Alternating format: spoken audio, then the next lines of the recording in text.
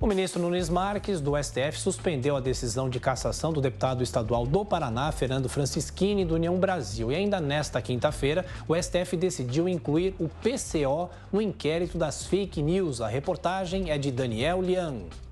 O ministro Nunes Marques, do Supremo Tribunal Federal, suspendeu a decisão do Tribunal Superior Eleitoral que cassou o deputado estadual do Paraná, Fernando Francischini, do PSL, acusado de ter propagado fake news contra o sistema eleitoral.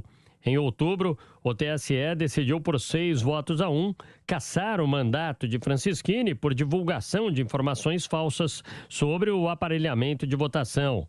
Esta foi a primeira vez que o tribunal tomou uma decisão relacionada a um político que fez ataques às urnas eletrônicas. Para o ministro, o entendimento fixado pelo Tribunal Superior Eleitoral não poderia retroagir. Portanto, a pena não pode ser aplicada a um fato ocorrido em 2018. Com o veredito, Francischini pretende reassumir seu posto e poderá voltar a disputar as eleições deste ano. Para o caso chegar ao plenário do STF, é preciso que o ministro Nunes Marques submeta a decisão individual aos colegas. A Procuradoria-Geral da República ainda pode recorrer. Em entrevista ao programa Os Pingos nos Is, da Jovem Pan News, Fernando Francischini disse estar aliviado. Para mim, é uma sensação de justiça sendo feita. Eu estava me sentindo muito injustiçado, Augusto. Nunca vi uma decisão judicial como a que o TSE tomou contra mim, sem ter uma legislação definindo o que era fake news, sem ter uma decisão judicial, uma jurisprudência anterior. A segurança jurídica num país democrático, que pressupõe a segurança jurídica das eleições, diz que até para mudar a lei eleitoral tem que ter um prazo que chama anterioridade de 1 ano. O presidente da República, Jair Bolsonaro, em sua live semanal, defendeu a decisão de Cássio Nunes Marques e aproveitou para cutucar o ministro Alexandre de Moraes. É uma coisa inacreditável essa cassação desse parlamentar. Eu já falei nisso em alguns momentos pelo Brasil e aqui na live também. Faltavam 10 minutos para acabar as eleições de 2018. O Francischini era deputado federal, concorria a deputado estadual e resolveu falar uma coisa que ficou voz corrente em 2018. E eu recebi vários vídeos, recebi telefonemas, tá? Que o cara ia lá apertar o 17 e aparecia o 13. Ninguém falava o contrário, que quando ia apertar o 13 saiu o 17. Ninguém. E nós sabemos aqui que o TSE está tendo medidas arbitrárias, né, contra o Estado Democrático de Direito, atacam a democracia, não querem a transparência do sistema eleitoral. Antes da decisão de Nunes Marques, o presidente do TSE, ministro Edson Fachin, reafirmou a segurança da urna eletrônica.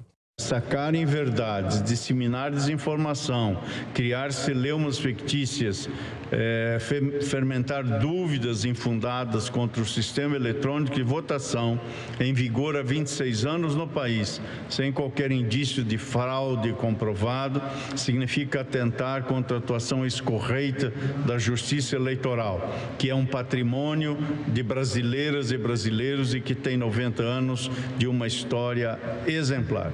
Sigamos e digamos com todas as letras que prosseguimos em prol da democracia, e atentar contra a justiça eleitoral é, a rigor, atentar contra a própria democracia. Outra decisão tomada pelo Supremo Tribunal Federal foi do ministro Alexandre de Moraes, que determinou à Polícia Federal que investigue o Partido da Causa Operária de extrema esquerda por ataques ao STF e aos ministros da Corte. A apuração será realizada dentro do chamado inquérito das fake news. Moraes estabeleceu que em 5 dias a PF colha o depoimento do presidente do PCO, Rui Costa Pimenta.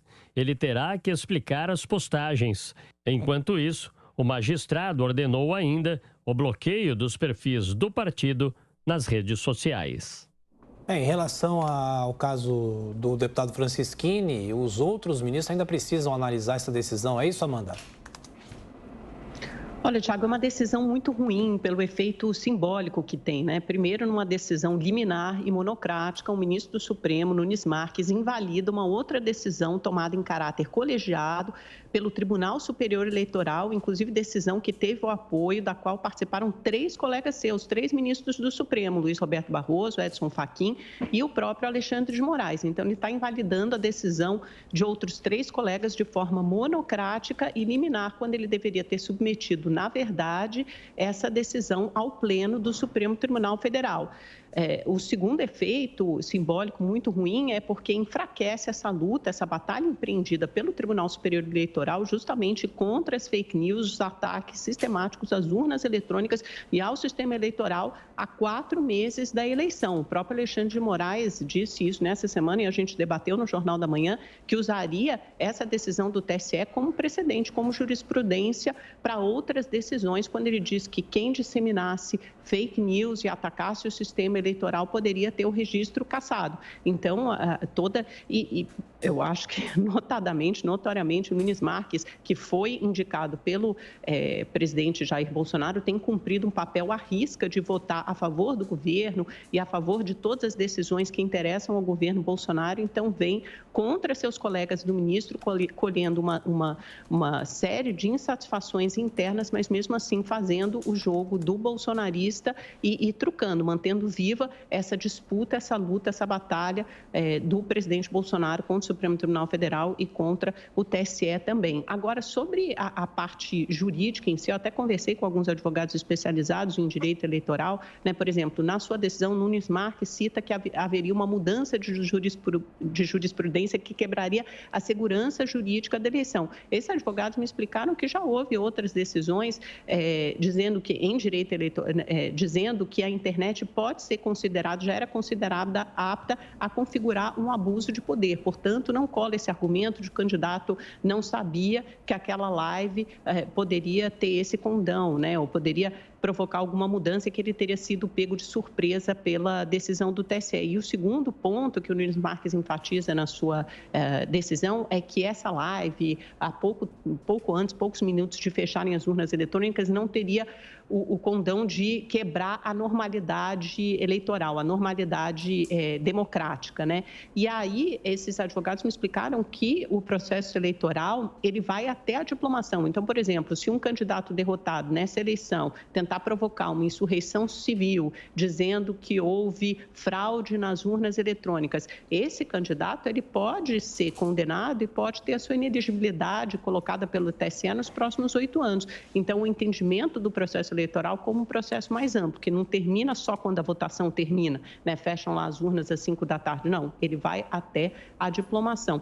Então, é isso que deve ser discutido pelo Supremo, né? Certamente o presidente Luiz Fux vai querer pautar isso e a Corte vai ter que se debruçar sobre essa decisão do Nunes Marques, que faz muito mal à democracia e faz exatamente o jogo do governo. Mota, na sua opinião, a princípio, Nunes Marques joga a favor do governo, a favor de Bolsonaro, e essa cassação de Francisquini, do deputado, foi por 6-1 no TSE, por maioria absoluta. A gente vai ouvir falar muito de fake news ao longo deste ano, isso foi anunciado. E como você avalia também que fica a situação do PCO, que é um partido, não dá para caçar um mandato, né? O PCO que teria usado redes sociais para atacar o Supremo, dizendo, por exemplo, sobre Alexandre de Moraes, que ele é um skinhead de toga e que prepara um golpe, além de pedir também a dissolução do STF. O PCO teria direito de dizer isso ou extrapola? Adriana, é muito difícil dizer o que vai acontecer com o PCO, porque nós estamos numa época de inovação jurídica no Brasil.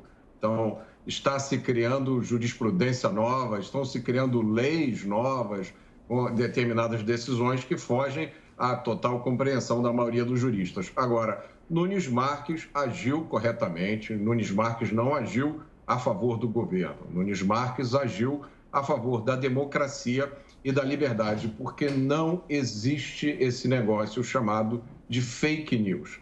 Não existe crime de opinião em uma democracia. A expressão em um regime democrático e republicano é livre. Eu posso dizer o que eu quiser, cada um de nós pode dizer o que quiser. Se nós ofendermos ou prejudicarmos alguém, existe o recurso à justiça. Eu posso ser processado por injúria, por calúnia ou por difamação.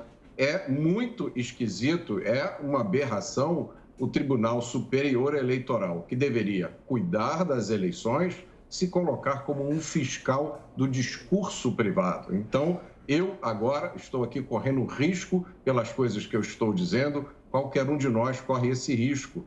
A cassação de um deputado por uma mera declaração que ele deu é uma afronta ao Estado de Direito e, principalmente, ao devido processo legal.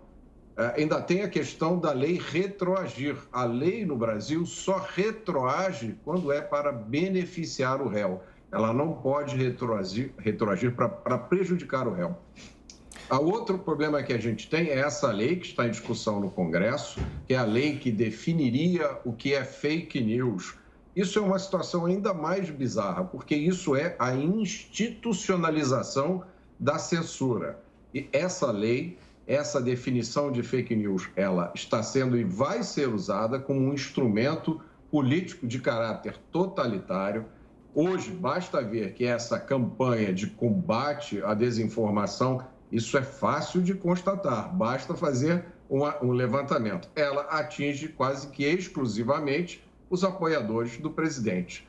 Os outros, os que não apoiam o presidente, os que o atacam, podem dizer o que eles quiserem. Nós acabamos de ver hoje aqui nos vídeos os absurdos ditos pelo ex-presidiário Luiz Inácio Lula da Silva. Nada acontece com ele. Combate à desinformação nesses termos é tudo menos democracia.